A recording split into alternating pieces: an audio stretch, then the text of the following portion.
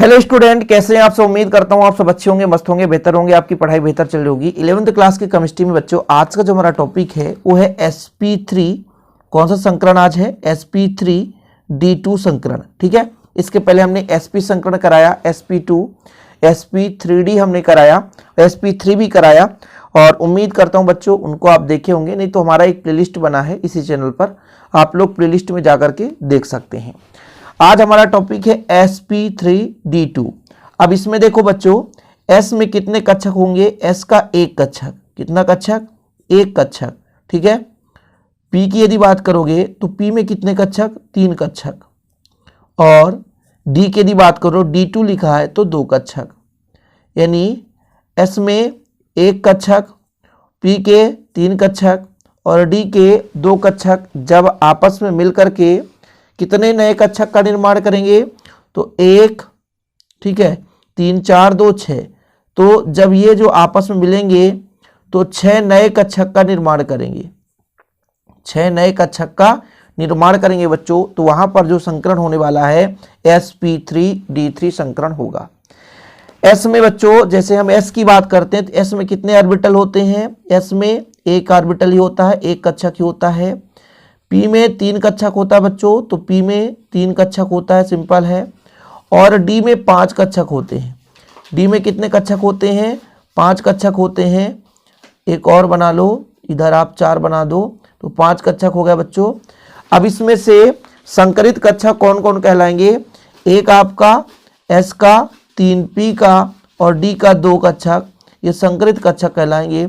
और इतने कक्षक जब जिसे कितने कक्षक हो गए? एक, तीन, चार, चार दो छः, छः संकरित कक्षक आपस में भाग लेते हैं। मतलब s का एक कक्षक, p का तीन कक्षक और d का दो कक्षक। और भैया ये समान ऊर्जा के नए कक्षक का निर्माण करते हैं। तब वहां पर s के कितने बच्चों? s का एक, p का तीन और d का टू, sp3d2 संकरण का निर्माण हो जाता है। अब देखिएगा, ऑलरेडी जैसे मान लीजिए मैं एक एग्जाम्पल लेकर चलता हूं, SF6।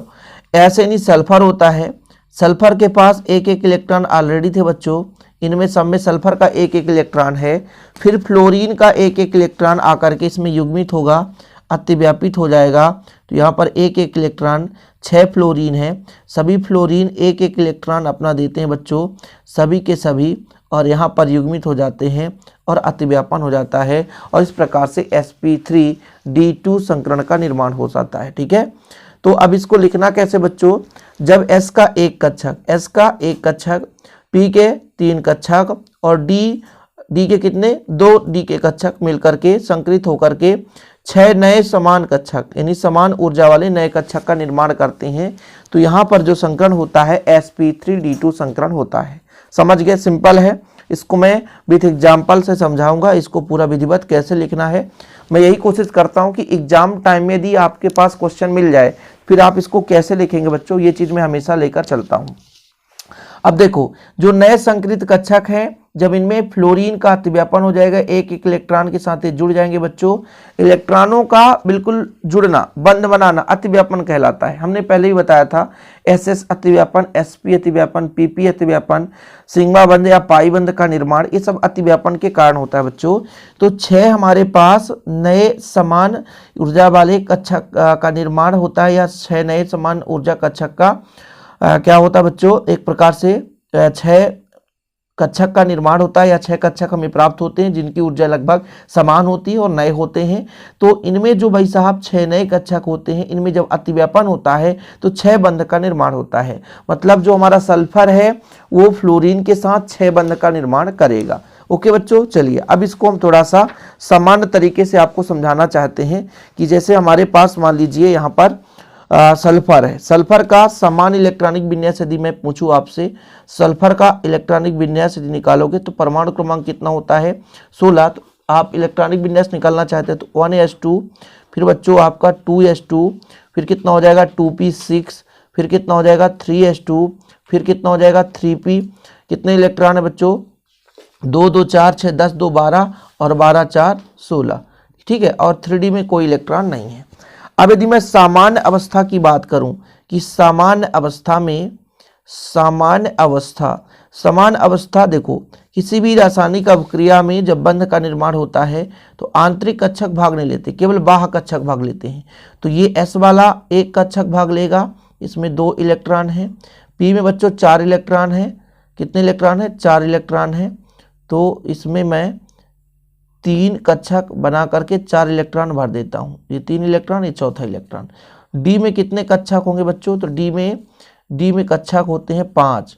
ये D का कक्षक है, 1 2 3 4, 1 5, और कोई इलेक्ट्रॉन नहीं है। ये समान अवस्था की बात हो जाती है। अब ये क्या बंध बनाएगा? केवल 2 अयुग्मित इलेक्ट्रॉन है तो 2 ही बंध का निर्माण होगा, लेकिन ऐसा नहीं होता। उत्तेजित अवस्था प्राप्त होता है। उत्तेजित अवस्था का मतलब ये हुआ बच्चों कि इलेक्ट्रॉन यहाँ से, जैसे मान लीजिए सल्फर है, सल्फर के बाद पास 2 अयुग्मित इलेक्ट्रॉन है, लेकिन फ्लोरीन कितने हैं? 6 फ्लोरीन जुड़ रखे हैं। तो फ्लोरीन सभी एक एक इलेक्ट्रॉन देने की कोशिश करते हैं। अब सल्फर के पास भैया 2 ही अयुग्मित इलेक्ट्रॉन है, 2 ही कक्षक हैं। तो एक काम करेगा सल्फर, अपने ही इलेक्ट्रॉनों के साथ कंप्रोमाइज करेगा, बोलेगा बेटा जब हमारे पास ऑलरेडी कमरे खाली हैं तो आप एक कमरे में एक एक लोग, मतलब 2 2 लोग मत सो, आप लोग जा करके खाली जगह पर बढ़िया विश्राम करो। तो यहाँ से एक एक इलेक्ट्रॉन निकलता है और डी में चला जाता है। तो ये बच्चों sp3 संकरित कक्षक हो गए। देखो 1 2 3 4 5। तो कौन से संकरित कक्षक निर्माण हुआ उत्तेजित अवस्था में? S का 1, P का 3 और D का 2। इस प्रकार से ये संकरित कक्षक बन गए। 6 नए संकरित कक्षक, ऊर्जा लगभग समान होती है। अब जब ये आपस में बंध बनाते हैं, यानी अतिव्यापन अवस्था हम कह सकते हैं, इसको हम एक प्रकार से उत्तेजित अवस्था बोले, और इसी को नीचे लिखकर हम बता देते हैं संकरित अवस्था। अतिव्यापित अवस्था में हम यदि आपसे कहें अतिव्यापन अवस्था, अतिव्यापन अवस्था, तो फिर बच्चों अतिव्यापन अवस्था में कैसे बनता कि यहाँ पर इलेक्ट्रॉन जुड़ते, P में भी इलेक्ट्रॉन जुड़ जाते, और आपका जो D है 1 2 3 4 5 हो गया। तो बच्चों एक एक इलेक्ट्रॉन तो इसके पास ऑलरेडी है, सबके पास है ना। सल्फर के पास ही एक एक इलेक्ट्रॉन है।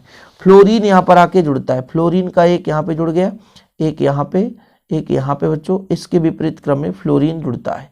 तो ये फ्लोरीन जुड़ गया।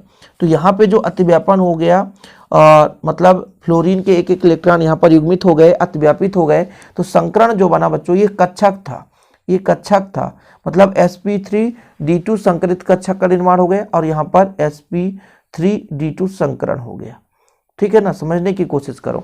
तो इस प्रकार से कितने फ्लोरीन? 6 फ्लोरीन सल्फर के साथ अतिव्यापित हो गए बच्चों। तो यहाँ पर पूरा सिस्टमेटिक ढंग से बनाया गया है कि SF6 में sp3d2 संकरण पाया जाता है। S में बच्चों यहाँ पर आप इलेक्ट्रॉनिक विन्यास देखें, ये देखो उत्तेजित अवस्था में यहाँ से इलेक्ट्रॉन सल्फर ने कहा कि भैया जब हमारे पास ऑलरेडी नए कमरे हैं तो आप 2 2 लोग मत रहो ना, एक एक लोग रहो, क्योंकि भाई साहब बंध का निर्माण तभी होगा जब आप क्या होगे? अयुग्मित होगे। तो यहाँ पर इलेक्ट्रॉन निकल करके यहाँ चला गया, तो ये संकरित कक्षक हो गए, और फिर आकर के फ्लोरीन भाई साहब ये जुड़ गए फ्लोरीन। तो ये अतिव्यापन अवस्था हो गया। ठीक है, ये चीज हो गया बच्चों। अब इसका मैं आपको थोड़ा सा एक डायग्राम बनाना चाहता हूं जो कि काफी महत्वपूर्ण है। यदि भाई साहब पूछ दे कि संरचना बनाओ, संरचना थोड़ा सा डिफिकल्ट है, लोगों के मन में समझ में नहीं आता है, लेकिन आज मैं कोशिश करूंगा आपको बढ़िया समझा दूं। ये सल्फर है। सबसे पहले आप एक काम करो, कितने सल्फर है आपके पास? आपके पास 6 सल्फर है। तो एक आप ऊपर जोड़ दो, एक ऊपर जोड़ दो, ये सल्फर जोड़ दिया हमने।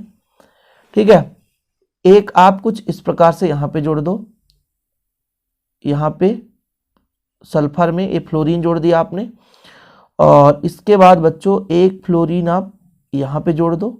ठीक है, इसके बाद आप एक फ्लोरीन कुछ यहाँ पे जोड़ दो। ओके ओके ओके, ठीक है, यहाँ तक सब ठीक ठाक चल रहा है। चलो ये जुड़ गया।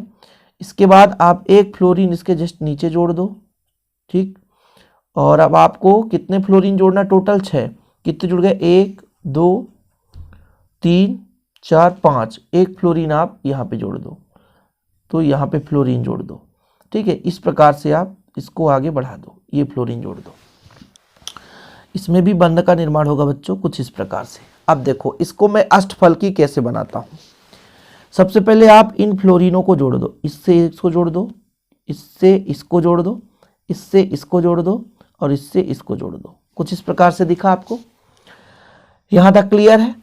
अब देखो इस फ्लोरीन से ये जुड़ा है तो इस फ्लोरीन को इससे जोड़ो, कनेक्शन कर दो, इसको इससे जोड़ दो, फिर आप इसको इससे जोड़ दो। ऐसा संरचना दिखने लग गया, कोई दिक्कत तो नहीं है। यहाँ तक क्लियर बच्चों।